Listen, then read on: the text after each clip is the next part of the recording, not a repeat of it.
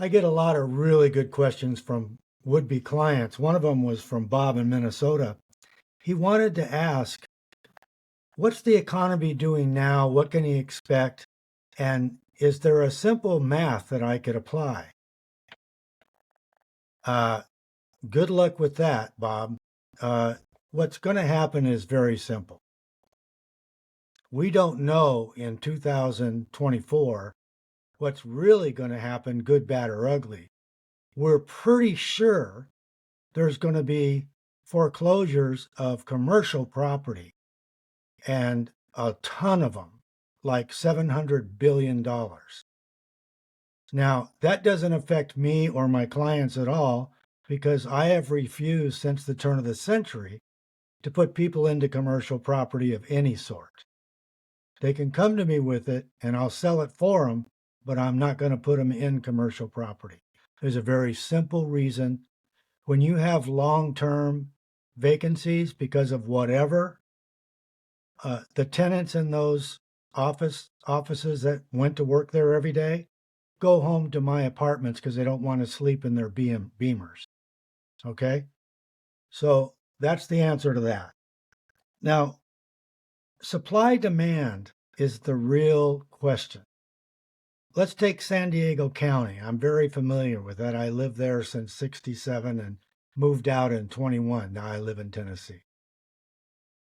In 67, I listed properties for 18.5 to 22.5 that were 3 bedrooms, 1 bath to 3 bedrooms, 2 baths.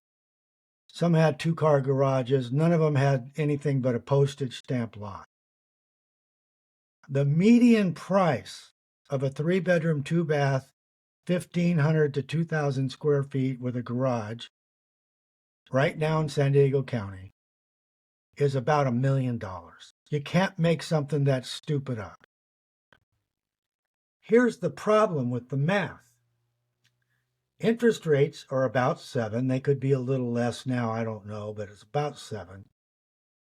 And the median family income, including every income that comes in, is only $99,000.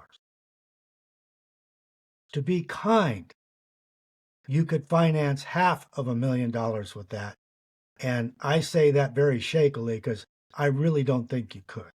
By the time you had added in taxes and insurance, your payments would add up to about $50,000 a year. And you make $100,000, say, and that's before taxes, and you live in freaking California. You're not going to be able to qualify for half of the price. So unless you sell your property, if you have a property, and you have a ton of equity, you're staying where you are, no matter what you really want to do. Now, once we've reached that point, and we surely have, it's in concrete, nothing in the market is really going to move. And people say prices are still going up. Let them.